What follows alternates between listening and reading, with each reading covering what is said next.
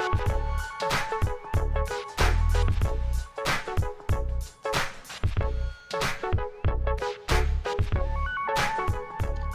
afternoon, everybody. Welcome to a brand new episode of Dodgers Territory. I'm Alanna Rizzo. That is Clint Pasillas. It is Monday afternoon. It is time to dissect yet another series for your Los Angeles Dodgers. Clint and I are going to take you through it. Glad that you guys are here. Rate us 5 stars. Like, subscribe, all of the things. BC, what's up already in our chat? Go Dodgers. Guys, we have a shop. Check out DodgersTerritoryShop.com. You can support the show in style. Just go and click on that QR code, scan it, or click the store button on YouTube and support us. We appreciate it. Big guest today, Clint, on Dodgers Territory. Joel Osment, a good friend of mine and a huge Dodger fan, is joining the show today. Of course, Happy Gilmore 2 is on Netflix right now. So Joel will be joining us talking all things Happy Gilmore 2, some projects he's working on, and his fandom of the Los Angeles Dodgers. But first, my friend, let's get into the big ticket. Let's do it. Clint Pasillas, what is your pulse of the team right now? You know, it's a bit of a bang job there in Boston. They lose 2 of 3. Uninspiring play, in my opinion. Just sort of like the fact that we kind of feel ho-hum right now about the team playing not well, it's a problem to me. Overall, my feeling, my pulse is like, I'm not mad, I'm just disappointed.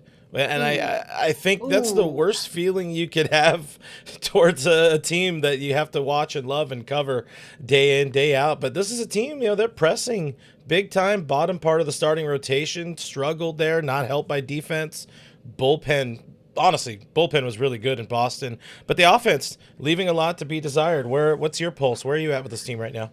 Well, first of all, there's nothing worse in the world than when your parent is disappointed in you. I would much rather my mom yell and scream and be mad at me than be disappointed in me or give me the silent treatment. So the fact that you're not mad but you're disappointed lends me to believe that you are really, really bummed out in your pupils, in your kids, in the 26 young men that we're watching over on a daily basis. Yeah. The thing that I took away from this series against the Boston Red Sox, or really what I've taken away from the Dodgers the last couple of weeks going into the All-Star break, coming out of the All-Star break, is they just don't seem to be able to get out of this rut. We had said that nobody needs the All-Star break as badly as the Dodgers do, as badly as Mookie Betts does. So we were hoping that little bit of a break was going to get them over that hump and they'd come out firing in the second half. I understand that there's more than 81 games played in the first half, but we're kind of not running out of time, but we're almost getting to the point where I'm like, all right, like enough is enough. Like we keep saying we're going to wait for the All-Star break. We're going to wait for the trade deadline. We're going to wait for Blake Snell to come back. Like I don't want to wait anymore. I want to see this team be the dominant team that we know that they can be.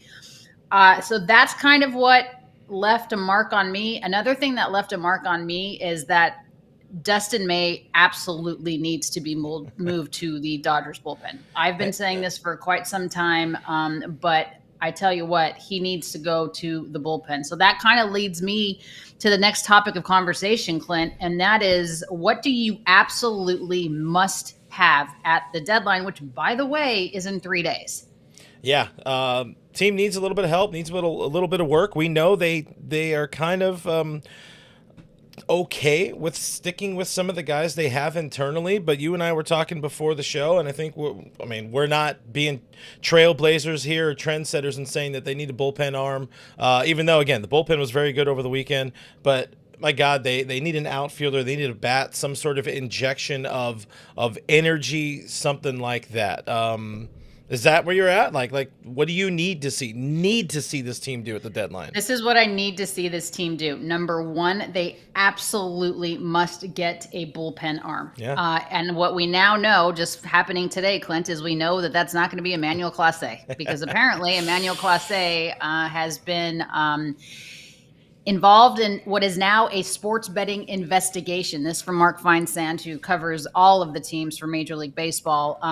According to the Guardians, they've been notified by Major League Baseball that he has been a part of their sports betting investigation. He's been placed on non-disciplinary paid leave per an agreement with the Players Association. So the Players Association, obviously the PA, is involved in this as well.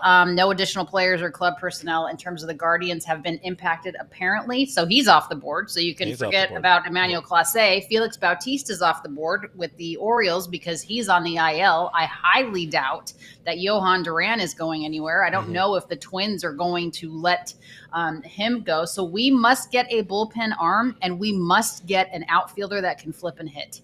Yeah. Teoscar notwithstanding, he is doing better. He hasn't been the same guy since he came off the IL, but I still believe in his talent. But we have to get somebody to replace either James Outman or Michael Conforto. That's not going to get the job done moving forward. That and Dustin May needs to go to the pen. Those are the three things for me that I need to see. If he's not traded, Dustin May will end up in that bullpen or in some sort of piggyback role with Emmett Sheehan, which is okay. Bullpen wise, it's tough, and I want to talk more about this later on in the show for our final thought. But there's a lot of teams that are interested in these top tier closers and the big names that are available. You mentioned Emmanuel Clase, that was already going to be a tall task or a tall ask, big ask to go out and get him. Duran, a lot of teams are going to be in on Duran being pretty much the most premium closer available. Price is going to be high on a dude like him, Ryan Helsley, David Bednar, especially in the wake of the Clase fallout here. But the Dodgers, this front office, they need to be looking at the Griffin Jackses of the world, the Cade Smiths of the world. If you can get a Pete Fairbanks, that would be pretty nice. Somebody that's going to be something of a needle mover, not necessarily going to be a plug and play closer or whatever. Just another arm to put in the back end of that bullpen alongside Ben Kasparius. And of course, over the weekend, the team welcomes back Blake Trinan, which is a massive addition back into that bullpen. Blake Snell rejoins the team this coming weekend, so you're getting some pieces back there. On the outfield is my trade deadline thought of the day. This is an outfielder. You've been on this dude for a long time. It might actually happen. We talked about him a lot last year, but the way I set this up is fuck it, Lou Bob. Let's talk Luis Robert again. The White Sox, breaking news, are terrible at baseball. They're not going anywhere. And Luis Robert has been really, really good of late. You see here since July 1st on the screen, hitting 325 OPS, over 925 there with a 926 spot. Couple dingers, 9 ribbies, plays a really, really good center field. And this is a man who just wants out of the South Side. That's what I'm seeing. That's what I'm reading from this hot streak here. The Dodgers need to have somebody better than what they have right now. Luis Robert has the higher upside over Michael Conforto. You mentioned James Outman there. Esteury Ruiz is also an outfielder on this roster currently. And with Robert, he is arguably the most available, not the best available, but the most available outfielder that can play center field that the Dodgers can go and get at this deadline. Where are you at? The problem is that everybody, Lou Bob, I just love the name. The problem is everyone is going to be, there's so few options and everyone needs, a big power bat. Everyone needs a good defensive center fielder or good defensive outfielder. Maybe not everybody, but everybody needs a power arm in the bullpen. And I just feel like nobody's going to want to overpay. So then you get into those second tier types of guys. And by the way, what is your opinion? I would be fine with Lou Bob. Bring it on. I don't care anymore. I'm over the Michael Conforto. I'm over the Michael Conforto experience. I'm over the James Outman experience for now. But I'm fine with Lou Bob. I mean, that's pretty good upside, not a massive, massive price tag. Let me ask you this though. Are you moving away from the outfield for a hot second? Are you on the Joe Kelly as a legit option train?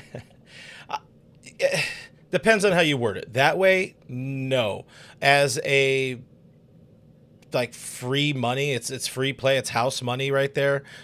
Should be a minor league deal. Of course, if you guys didn't see the report over the weekend, the Dodgers are going to be, or at least Joe Kelly is going to be working out for the Dodgers throwing pitches this coming week with the goal of honoring what he said very recently on Foul Territory. He wants to pitch for the Dodgers if he's going to pitch again. His arm is feeling good, and it would be a minor league deal. It would be maybe not even a spot on the 40-man roster to start. Like, it's the best, what's the word I'm looking for? The phrase I'm looking for here: a low risk, high reward arm. Where are you at with the what do they call him? Mariachi Joe. Yeah, I'm fine with it if it makes sense. I mean, this is a guy that, I mean, even if he comes up and helps us in the postseason, I'm okay with it. I don't know. I mean, it's just like, I feel like we're grasping at straws a little bit here. Let's see what Trinan can do now that he's back, and let's see what the Dodgers do in terms of picking up a relief arm. In the next couple of days. We'll see ask me this question in about a week and a half. All right. Haley Joel Osment is coming on the show, and cannot wait to talk to him. But before we get to him, a quick word from our friends at Foul Territory. Kratz, at some point, we're going to laugh about how healthcare was so reactive and not proactive. And we're starting to change that with Superpower. They believe every human has 100+ year potential, and they're here to help you get there. I'm a big believer in this. I just started the journey, so I'm excited about it. And what do you think? As a player, you're always looking ways to improve yourself, improve your health. And this is an easy way. Superpower's made it way easier than when I was playing. You had to go get all these lab panels, and it was a long, drawn-out, expensive process. But now with Superpower, so this is awesome for me. I'm excited about it. They'll send a licensed professional to your home, or you can visit a nearby lab. For a limited time, the FT fam can get $50 off an annual Superpower membership by using code FOUL at checkout. Just head to superpower.com and use code FOUL to get our exclusive discount. Your biology decoded, your blueprint activated with Superpower. After your purchase, they'll ask you where you heard about them, and please support FT and tell them we sent you.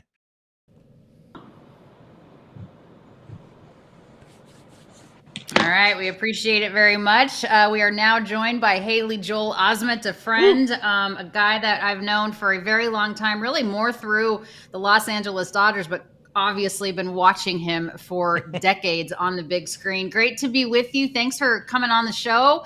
All right, you're a Dodger good fan. To see you guys. So where are you at with this whole situation right now? As a fan, how are you feeling?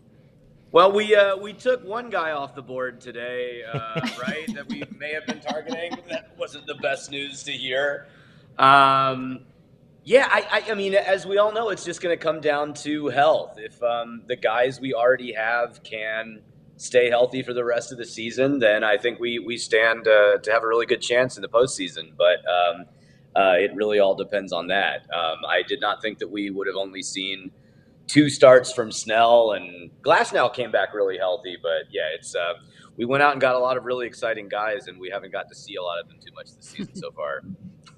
Yeah, who would you say has kind of been the biggest disappointment so far for you this year?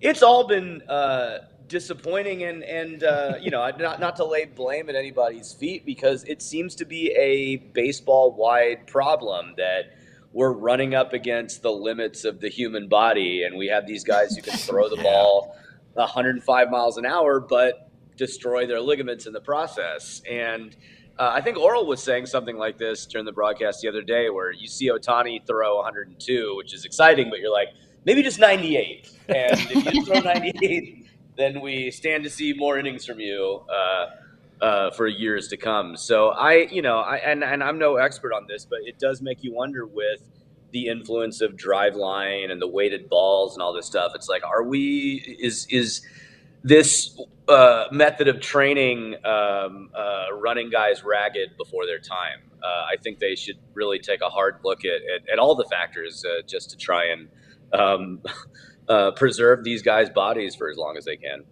Because we're in the postseason every year, so we're not going to be getting too many high round draft picks. Yes. Yeah, nobody has sympathy for us, and we're always picking deep down there because of the year that we had prior to the draft. Let me ask you this. Obviously, you've been in California for a long time. You've been doing your gigs for a very long time. When did the love of baseball, when did that baseball bug bite you? I have been a Dodger fan my whole life.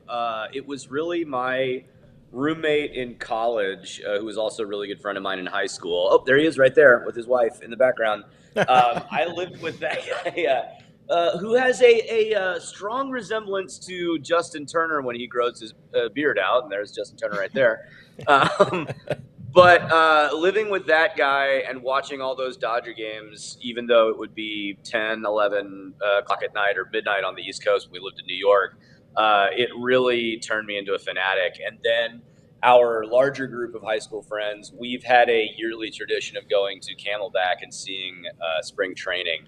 And since we started doing that in 2013, it really just sent the fandom into overdrive. So now we're all keeping score. We're getting the stamps. We got the bobbleheads. It's really it's turned into a all-consuming pastime. Well, this is the one I have for you here. I thought this was a fun one because we know the trade deadline is here. You get to add some players, ideally. I've found a good way to test people's fandom or have people prove their fandom. Not that we're questioning yours at all, or I am, but if you could have one player from either your lifetime of watching Dodger baseball or over the history of the team that you could add to this team right now, who would that guy be? Wow. Maybe Pedro before we let him go or something like that. Ouch. That would be an addition right there. Yeah, in my lifetime. Well, and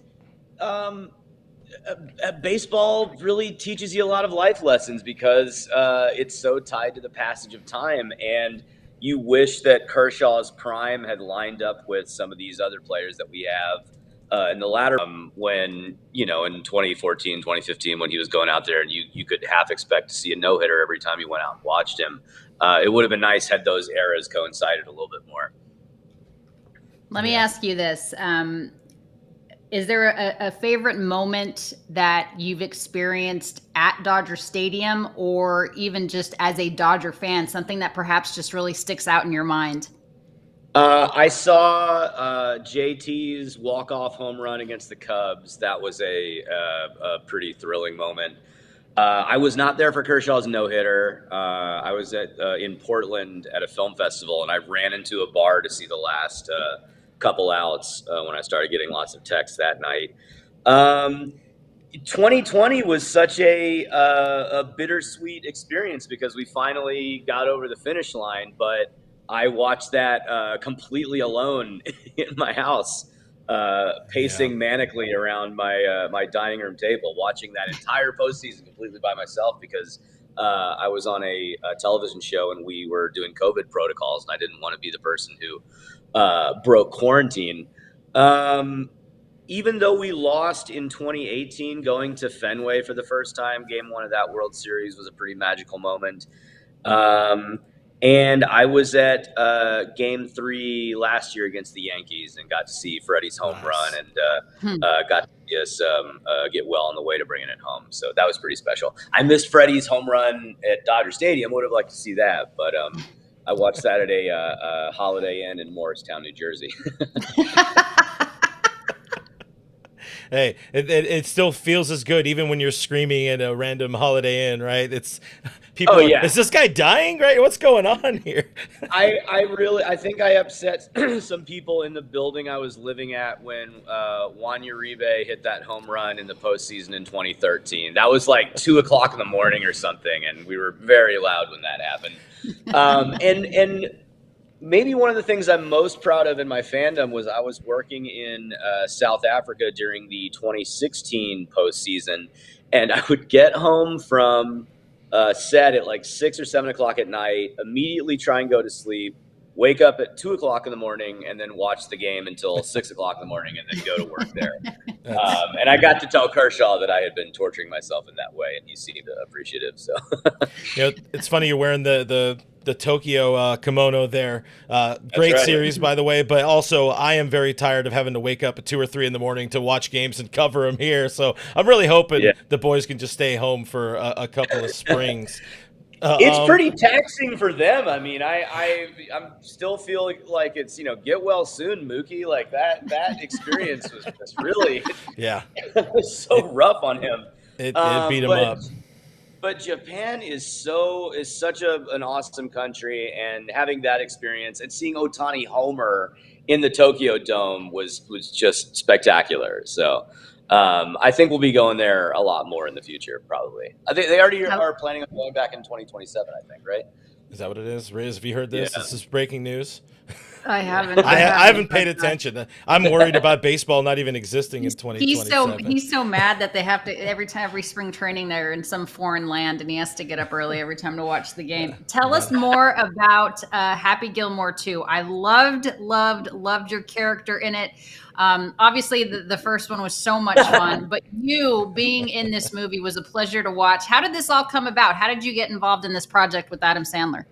I think that picture was taken about 4 hours after Game 3 of the World Series. Nice. We shot the movie pretty late in the year, so we were getting to set at like 3 and 4 o'clock in the morning to really maximize our daylight hours. So that was a pretty grueling experience. But Sandler's the best. The whole cast and crew was really fantastic, and it was exciting seeing all of the PGA guys, younger guys, and Nicholas and Trevino and all those guys truly be excited to be part of the movie, and very willing to do very silly gags. There was one thing that they cut out of the movie, but Rory did like a Michael Flatley river dance when we had the face-off scene. And they were like, Rory, will you do like a silly Irish dance? And he was like, sure. And we're like, oh my God, he's so game to do this stuff. You gotta love that kind of stuff awesome. there. Hey, I'm a big time golf boy myself, man. For the golfers here, what's your handicap? Because I scrolling through your Instagram, you're at a lot of courses, man. You got a golf club in your hands pretty often. What's the handicap, and what's a favorite track you played? I'm a 10 right now, and Nice. I really need to work on it for the rest of the summer just because I play, I've gotten to play enough where I really have no excuse to not be down around 5 or something. But the halcyon days of the pandemic when we were playing 3 rounds a week, that was the best I've ever been at golf. I set my low score at Rustic Canyon. I think I shot 77 at Rustic Canyon during the pandemic, and I have yet to top that experience. So, Is there a course that you've dreamed of playing that you haven't been able to? Something like a golf course bucket list? Cypress Point. That's a real tough one to get on. I got to play Riviera. I've been to the Masters and gotten to see Augusta. I have not played Augusta. And I've played in England, but I've not played in Scotland or Ireland. So some of those courses out there, I'd like to get out. And we have someone in the chat helping you get that handicap lowered. It's all in the hips. It's all in the. Had to do that one. Getting those ligaments sliced open like they do in the movie. So it just works. Well, hey, the final one I have for you. Oh, you got something, Riz? No, go ahead. As I say, the final one I have for you before we let you get out of here is back to the Dodgers. Obviously, this is a Dodgers show. People want to know how we're feeling about the team. People are down right now. I'll ask the hypothetical. The Dodgers win the World Series if Snell and Glasnow stay healthy and Mookie and Freddie get out of their slumps, we'll win. Otani's going to do crazy stuff no matter what happens. But if those other pieces can stay up to their standards, I think we have a really good shot of winning. I'm not as scared of the competition as I was last year. And when I look back on those YouTube clips of our series against the Padres, I'm like, how did I watch this without having a heart attack? It was so stressful. And it was so cool for Dave Roberts because he exercised those demons of, 2019 and, all the times when the bullpen decisions went the wrong way. And he was just masterful last year. It totally wiped all that stuff off the board. Yeah. And it was very memorable. You are definitely a massive Dodger fan. I mean, it's not like just lip service. You are a tried and true Dodger Blue fan. Let me ask you, Haley, if you were to be in a movie about the Dodgers, which Dodger would you like to portray as your character? Ooh. Who was that guy that we gave a bobblehead to really randomly? Everybody. We give everybody a bobblehead. There's one guy, something like that. I beat Brian Wilson the one month he was on the Dodgers.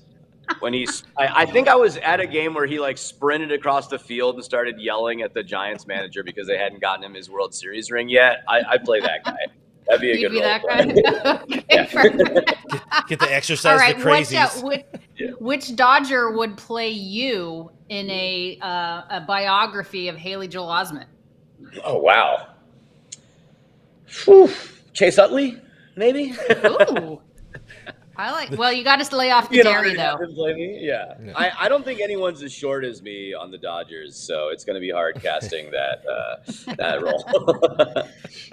Well, it's a pleasure to talk to you. I know that you and Emily, your sister, obviously, are super busy and huge Dodger fans, and it's just a pleasure to get to know you a little bit better. Everybody go and watch on Netflix Happy Gilmore 2. Haley's character is phenomenal. Obviously, this man has a resume that we do not have time to go into right now because he's been acting for decades and has been incredibly good at it and incredibly successful. Thanks for being on, my friend. Great to see you. Best of luck with all of your projects, and hopefully we'll see you at the World Series. Thank you so much. Great talking to you guys. All right, Haley Joel Osment, we appreciate it very much. All right, Clint, let's get into one more word from our friends at Foul Territory with us, actually, on DraftKings. Yeah, let's do it. Nothing beats relaxing on a hot summer day and watching baseball. And the simplest way to get in on the action is to download the Pick 6 app from DraftKings. Yeah, it's crazy simple. You just pick more or less on the stats for two or more of your favorite players, and boom, you're in the mix for big cash prizes. Nail your picks, and then you start heating up. Pick 6 brings upside and payouts up to 500 times. Pick 6 from DraftKings is the most fun way to play fantasy sports. Download the DraftKings Pick 6 app now and use code FOUL. That's code FOUL for new customers to get a special sign-up offer. Better payouts, bigger wins, only with Pick 6 from DraftKings. The crown is yours. Gambling problem? Call 1-800-GAMBLER. Help is available for problem gambling. Call 888-789-7777 or visit ccpg.org in Connecticut. Must be 18 and over. Age and eligibility restrictions vary by jurisdiction. Pick 6 not available everywhere, including New York and Ontario. Void where prohibited. For additional terms and responsible gaming resources, see pick6.draftkings.com/promos.